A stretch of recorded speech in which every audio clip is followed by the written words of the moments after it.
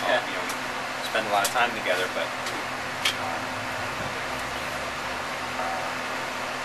there was a lot of struggle in the band, a lot of disunity and miscommunications, and a real uncertainty whether we would make another record or we would ever reconcile, because we had just gone in such different directions. And then somehow that all got put behind us, and we came together and wrote some more songs. But it was really intense and really wonderful time in my life, you know, the past year or so.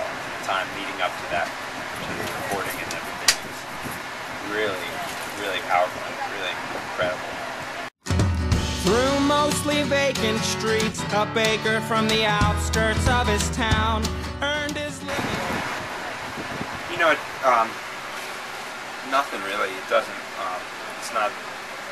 It's not too much of a concern of mine, because I don't know what people need. You know, like it'd be hard enough for me talking to you, just the two of us, or even a better example, me and my brother, or Ricky or Greg, guys in the band I've known for most of my life. And I don't even know what they need to hear, you know, what their heart needs to hear, even in a one-on-one conversation. You know? So how do you write words expecting it to meet the needs of the hearts of everyone? You know, if there's many people listening, many of whom we never met.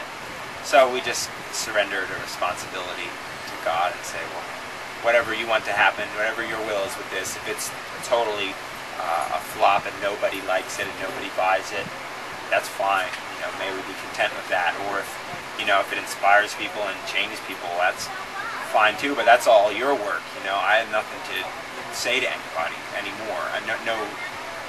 No inspiring words. You know, no message or no truth to say to anybody. I have to keep asking God, you have to do that work, because I have no ability to do that. And then just trust that it's all taken care of. You know, on a level I don't need to know about. Does that make sense? He dragged around. The clever fox crept close behind, kept an ever watchful eye for a chance to steal a ginger. Well, we did a tour with them, and they're really sweet brothers. And when Thomas contacted me about that, we were passing through on tour. We played a show in Seattle, and then we had a day off. And he was recording in Seattle. So on the day off, I went and just read the words that he'd written, and put a little bit of a theatrical flair in there, because I used to be in theater in high school, so I knew I was an actor, you know, and so I could do that whole dramatic, hamming it up and being silly and everything. So yeah, it was really great. It was, it's an honor that he'd asked me, and it's a joy to take part in something.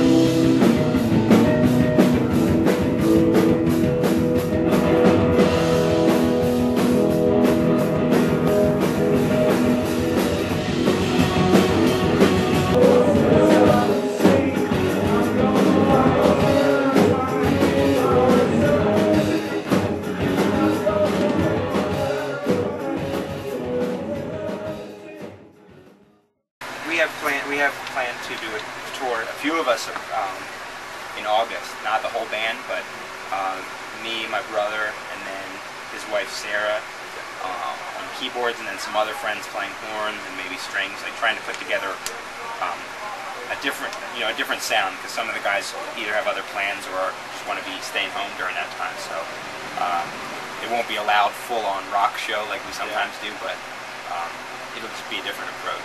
So that's planned for the second half of August, just 2 weeks. But otherwise, there's no plans. Do you know where it will be national arches? No.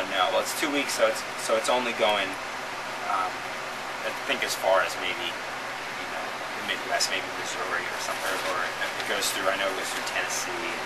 Basically a lot of the places that we cut out of this tour that we're on now, which was supposed to be a little bit longer originally, but we decide to scale this one down and then make up for it later. Okay, cool. On a cold December, just before dawn, as the sun said hello to the sky. Well, we grew up on the poor side as far as Americans go. We had, we had the church across the street bringing us canned goods and that kind of thing. And the day before my mom got paid, we didn't have, the cupboards were bare, that kind of thing. But I never went hungry, not the way people in poorer parts of the world do, where you really don't have any food. So it hasn't really affected my life, except for years it gave me like a sort of a righteous crusade, more like a self-righteous crusade, because I saw, you hear about these things, and I lived in a poor part of Philadelphia, and saw that sort of poverty just a few miles away from a really wealthy center city, and I thought, this isn't just, and this isn't fair, and people are greedy and blaming everybody. Oh, it's these corporations, or it's our government, it's the rich people, Really easy to point the finger outside and say, it's them, but anymore, that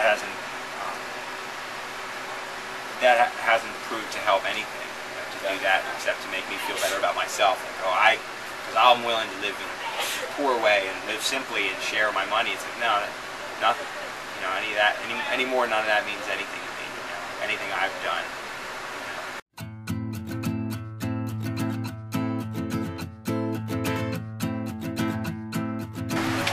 Now, that's a wonderful question, and my parents raised me to believe in God. They said that God is the one who's good, and God is love, and God is the one who cares for people, and God is the one who provides for people. Now, it'd be easy to say, people who have money need to give their stuff away and feed the hungry and share, and then there'll be equality, But in my experience, people are selfish, and even if they do good things, they usually want to be praised for it or rewarded, and there's not always a spirit of love or real humility there. It's like sort of an ego trip, So the only thing I could ever encourage anybody is to believe in God and to put your faith in God and believe that God is love and God cares for people, cares for all life, and that if we turn to God and we let go of our own, if we give up our life and the measure to which we give up our life and our selfish desires, we'll feel that love from God. For people, we'll actually have love for people, in a true way, because we turn to the source of that love rather than trying to do things we're supposed to do. I'm supposed to feed people, I'm supposed to help people,